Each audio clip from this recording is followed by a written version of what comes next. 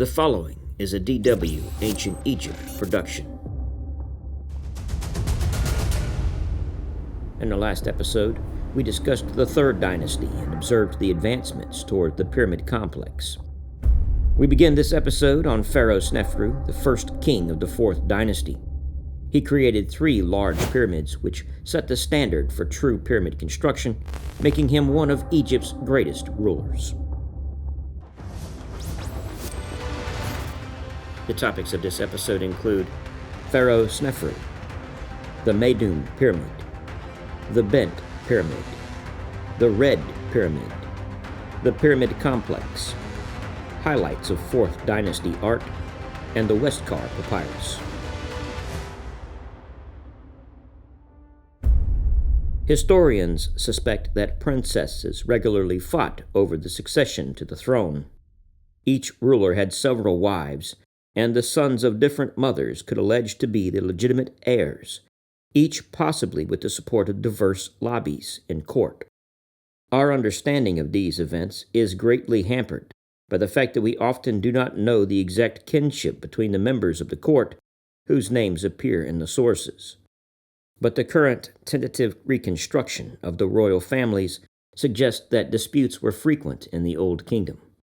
Sneferu's ascension to the throne and the start of the Fourth Dynasty, for example, seems to have been awkward, as his relationship to the last king of the Third Dynasty is unclear.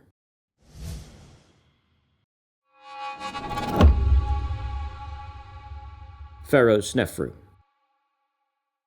Sneferu, his name meaning he of beauty, who ruled from 2613 to 2589 BC, may have been the son of Huni by a minor wife, Queen Meresaonk I.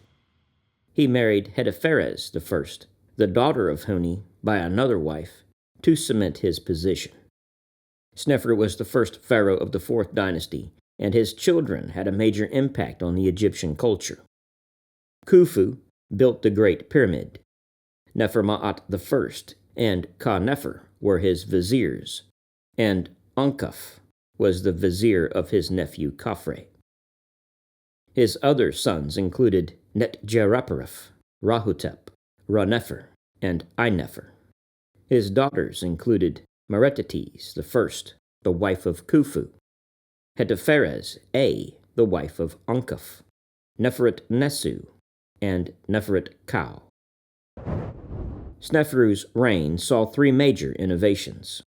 The first was that true pyramid construction began through trial and error.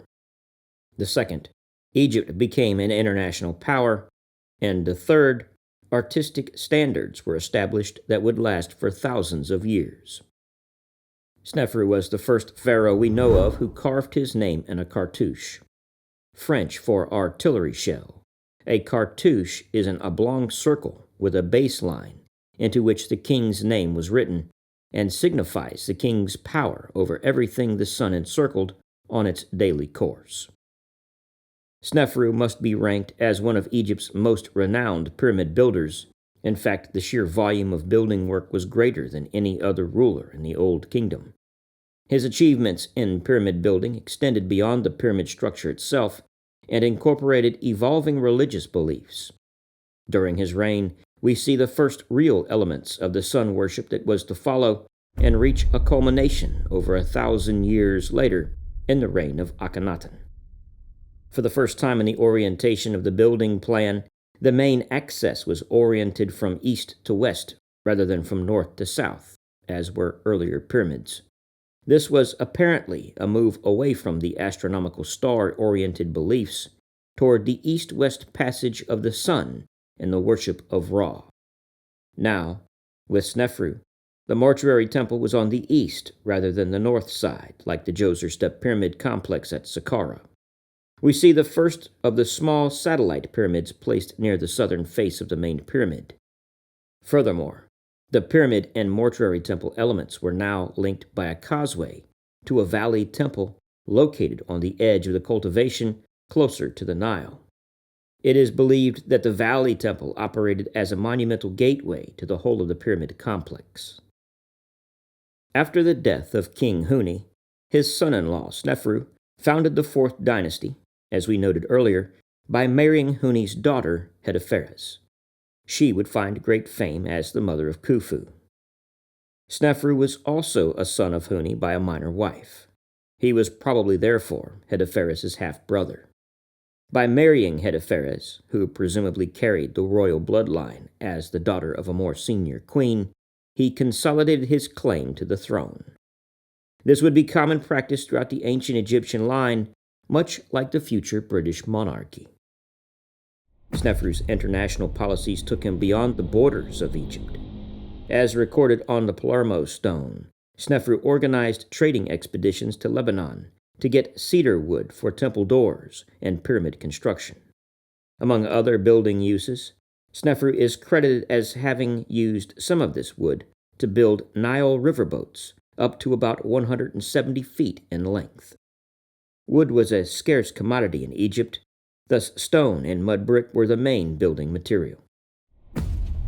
Like the previous pharaoh, Sneferu also sent expeditions to the Sinai to mine copper and turquoise. There were considerable difficulties in mining. The organization for such a trip was considerable in itself, not to mention the demands made by the summer heat, which was incredibly hot. Average temperatures were around 115 to 120 degrees Fahrenheit. An army was needed, since these expeditions were in foreign, dangerous territory. Inscriptions in the Sinai call Sneferu the smiter of barbarians. Later, during the Middle Kingdom, the Egyptians created a temple for miners on top of the mountain, which was dedicated to the goddess Hathor, Our Lady of Turquoise. At this site, called the Temple of Serabit el-Kadem, Flinders Petrie discovered a small sphinx made of red sandstone, which has two intriguing inscriptions on its base.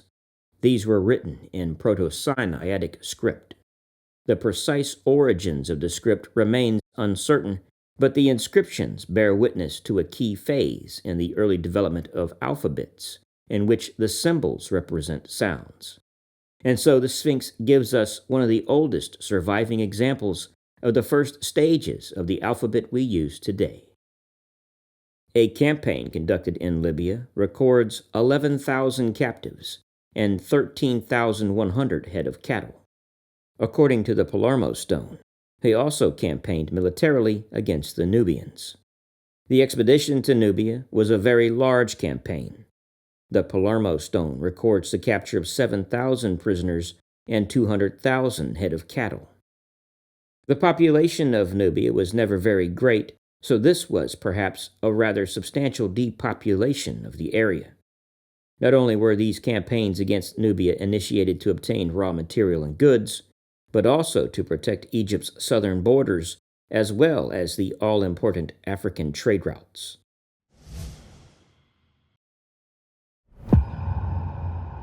The Meidum Pyramid.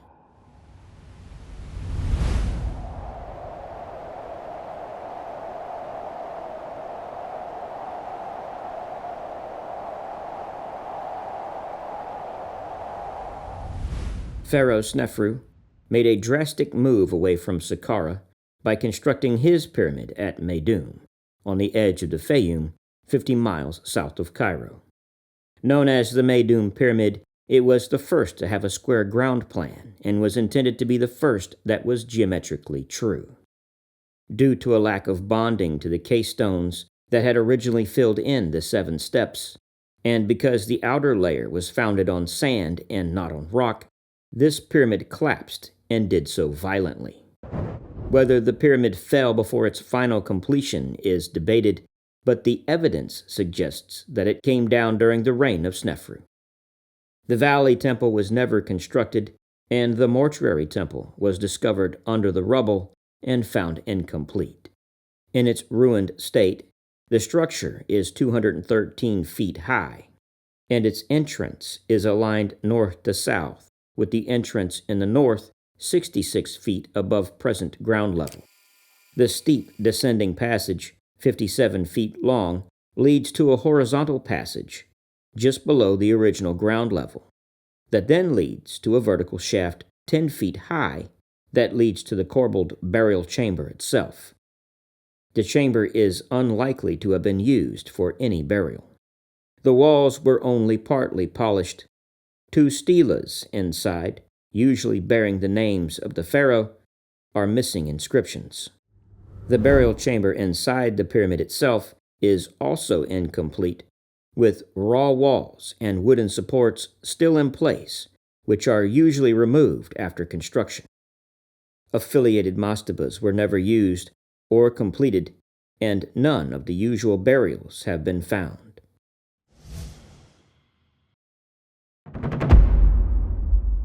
The Bent Pyramid.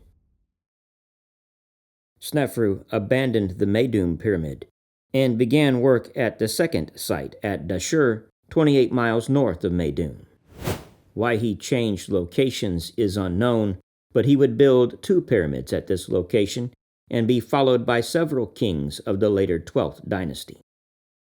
The first pyramid at this site, called the Bent Pyramid, began at 54 degrees, like the Meydum pyramid. However, the corners of the pyramid were built on unstable ground, and structural changes had to be made to 43 degrees. This would give the pyramid its bent look and cause numerous issues inside. Large cedar beams had to be brought in to brace the collapsing walls, which were shifting inward, and this pyramid was, therefore, abandoned. His pyramid is unique among Old Kingdom pyramids because it had a second entrance that opened high on the west face. The rationale for having the entrance on the north face of all known Old Kingdom pyramids has a religious basis and was connected to the northern stars. The western entrance is a mystery. From the north, a passage descends down to an antechamber. In order to deal with the downward pressure of the pyramid on this chamber, its roof was made of different courses, with each course projecting more inward than the course below. This technique, known as corbelling, was also used for the pyramid at Meydum. The burial chamber, also with a corbelled roof, is located above the antechamber. The burial chamber was probably the greatest room in the world when it was built. The corbelled ceiling rose up to 55 feet high. The mysterious second entrance in the west face of the pyramid lead down via a descending passage to a horizontal corridor, which was intended to be blocked by some portcullis slabs. The second burial chamber, behind these portcullises, also has a corbelled roof. It is at a higher level than the first burial chamber. Scaffoldings of cedar beams were intended to give the room some additional support. After they were completed, the 2 burial chambers were connected by a passage that was cut out through the existing masonry. It is not known why Sneferu wanted to have 2 burial chambers in this pyramid, but perhaps this too can be explained by the clear experimental nature of this monument. Probably at around the same time as when the slope of the main pyramid was decreased, work started to the south to build a smaller satellite pyramid. This pyramid, with a base length of 53 meters and a height of 32.5 meters, was probably an adaptation of the concept of the South Tomb found in the complex of Djoser at Saqqara. Its internal structure is a precursor for the Pyramid of Khufu at Giza. It has a descending and then an ascending passage with a smaller version of Khufu's Grand Gallery. The actual burial chamber is far too small for a human burial and may probably have been intended to house the Ka statue of the king. Between the satellite and the main pyramid, there was a small offering place. 2 funerary stelae, bearing the titulary of Sneferu, were erected along the east face of the satellite pyramid. A small offering chapel, also with 2 funerary stelae, was built against the east face of the main pyramid. Like the eastern chapel of the Pyramid of Meydum, this chapel is too small to be an actual mortuary temple. An enclosure wall surrounded both the main and satellite pyramids, with a causeway leading from its northeast towards a small rectangular structure in the east, about halfway down to the valley. This structure shares features of both valley temples and mortuary temples in later pyramid complexes. It has the courtyard, pillars, and statues that would become traditional in later mortuary temples, but it was built at some distance of the pyramid, which is typical for the Valley Temple. Even though this pyramid was finally completed, including additional constructions such as the satellite pyramid in the mortuary temple, Sneferu was buried in his third pyramid, the Red Pyramid, built a couple of kilometers north of the Bent Pyramid.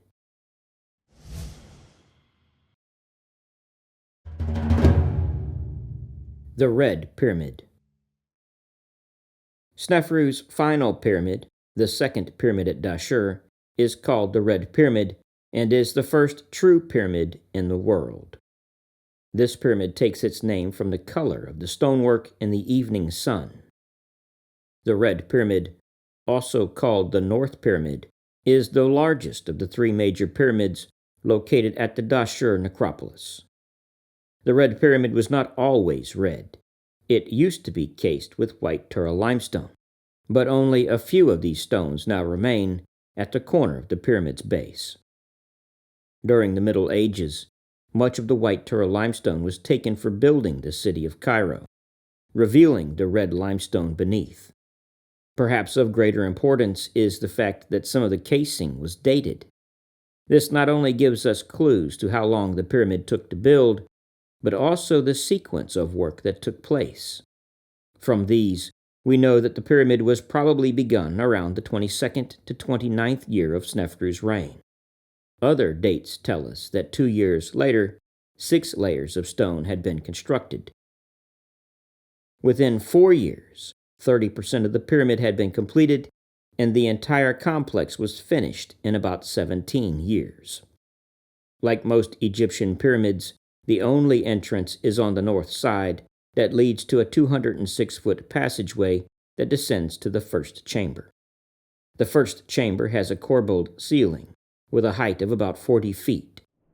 All 3 of the chambers in this pyramid have corbelled ceilings. Even with some 2 million tons of stone above, this ceiling design is so strong that there are no cracks or structural problems even today. A short passage on the south side of the first chamber leads to a second chamber. These first 2 chambers are at ground level, while a third chamber is higher, built within the masonry of the pyramid itself. The second chamber is unusual in that it lies directly under the apex of the pyramid. It is one of the only pyramids in Egypt to have this design layout. The final chamber, with its entrance passageway about 25 feet above the floor of the second chamber, is where Sneferu was most likely buried. Queen Hetepheres' original tomb was most likely located nearby. It was really Pharaoh Sneferu who showed the world how to build pyramids. There were disasters, but he never gave up. He would be remembered by later Egyptians as one of Egypt's greatest pharaohs, and future kings would attempt to model their success based on his reign.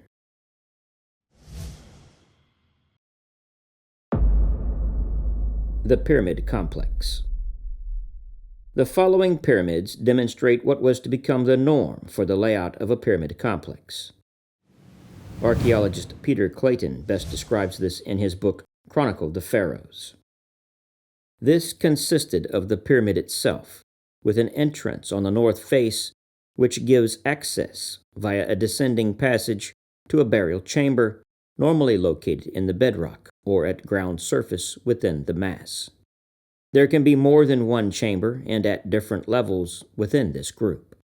On the east face of the pyramid is a small pyramid or mortuary temple.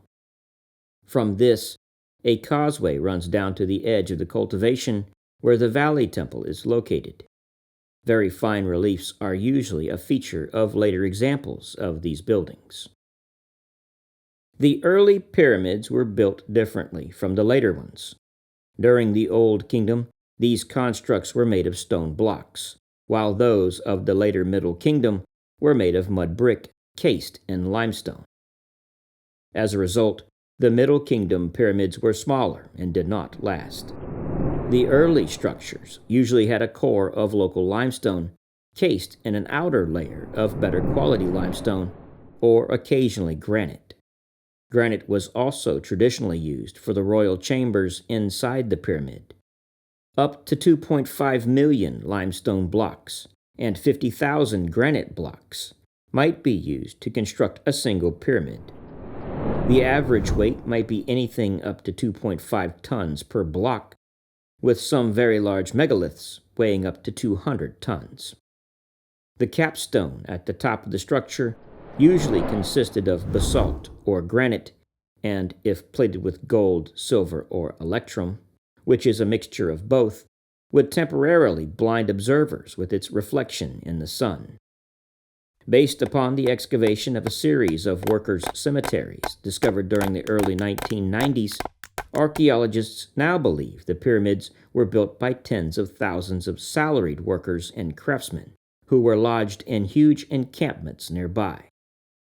Today, the pyramids stand isolated in the desert, abandoned when the last tourist leaves, but in ancient times that was not the case. The mortuary complexes were meant to provide the dead with offerings and eternal reverence. In reality, that ideal was never realized, and cults ceased typically after a couple of generations. In the beginning, however, these temples needed personnel to perform the religious tasks. Priests were assigned to those duties and shifts and had to move into the complex. They set up residences near or inside mortuary and valley temples and built themselves shelters. Their presence and natural decay caused damage to the temple architecture, which they tried to patch up with wooden beams and bricks. Over time, these buildings became dilapidated, and the stately monuments we may imagine became a part of small villages, and these temples housed people who cooked, washed, discarded rubbish, and so on, creating a sort of homeless camp. It was impossible for Egyptians in later periods to maintain all the Old Kingdom monuments, and most of them were deserted. Some had a special appeal, however, and remained important. Djoser's complex at Saqqara was a pilgrimage site from the New Kingdom on, with many visitors leaving offerings, especially to his architect Imhotep. On the plateau around it, people from the Middle Kingdom into the Roman period built tombs, and from the New Kingdom on, the mummified Apis bull was buried there. Ramesses II started underground galleries for the animal's burial, which continued to expand into the Roman period.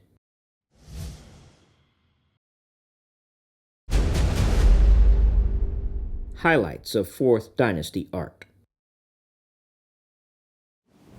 In 1871, French Egyptologist Auguste Mariette discovered some of the great masterpieces of Egyptian art.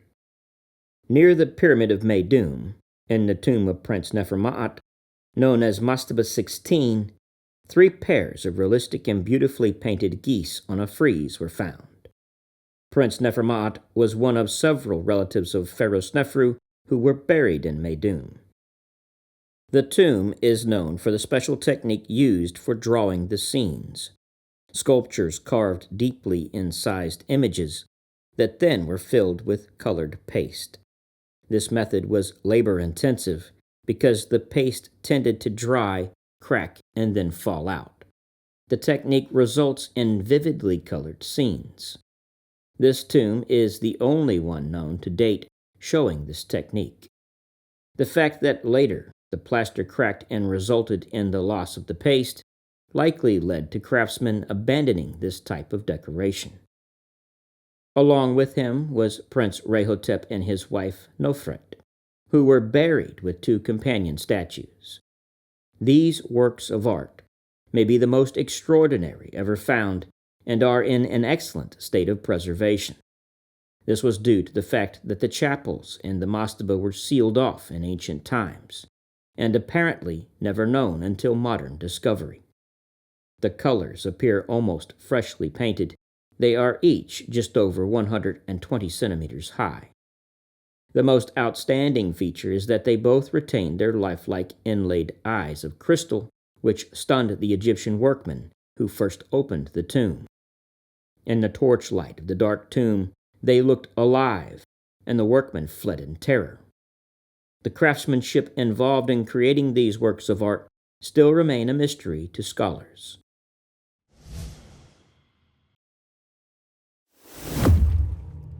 The Westcar Papyrus. The Westcar Papyrus, also known as Three Tales of Wonder from the Court of King Khufu, is composed of 12 rolls of papyrus written during the Hyksos period, but recounting stories which are thought to date to the Middle Kingdom. It centers around 4 stories told to the Old Kingdom Pharaoh Khufu by his sons, and a final section telling of the birth of the first 3 kings of the 5th Dynasty, Userkaf, Sahuri, and Nefer-Urkare-Kaukai. Some commenters have ventured that the poor handwriting and high number of mistakes in the text suggests that the papyrus was a copy done by a student as part of his studies. The Westcar Papyrus contains the earliest personal account of a king and features Sneferu. The papyrus portrays Sneferu as an accessible pharaoh. The story is narrated by Prince Bofre, son of Khufu. It begins with Sneferu feeling bored while wandering through the palace. Seeking a solution, he summons his chief lector priest for advice. The priest suggests taking the king out on the lake and having him rowed by some of the young palace ladies. Intrigued, Sneferu agrees and adds a playful request for the women to row while wearing nets given to them after removing their clothes. The king finds joy in watching their rowing. Unfortunately, the excursion takes an unexpected turn when one of the ladies accidentally drops her turquoise fish amulet into the lake and refuses to continue rowing until it's retrieved. Sneferu offers to replace it, but the lady insists on having the original back. In response, the king summons his chief priest once more, who miraculously parts the waters of the lake to retrieve the lost charm. With the amulet recovered, the rowing resumes. Although the story is fictional, it hints at Sneferu's approachable nature as a pharaoh. The act of parting the waters resembles the story of the biblical Exodus, though it predates it by 1,000 years. Sneferu's ability to build 3 pyramids for himself showcases his command over resources and manpower, solidifying his kingdom. By constructing the largest building in history at the time and sharing knowledge of pyramid building with the Egyptian people, Sneferu demonstrated Egypt's potential as an international power. Additionally, he established artistic conventions that would endure over 3,000 years. Some historians consider the art from Sneferu's era as the pinnacle of Egypt's artistic achievements. Perhaps his most important legacy of all was his son Khufu. He would take his father's achievements even further and create the largest pyramid ever known. Thank you for joining us.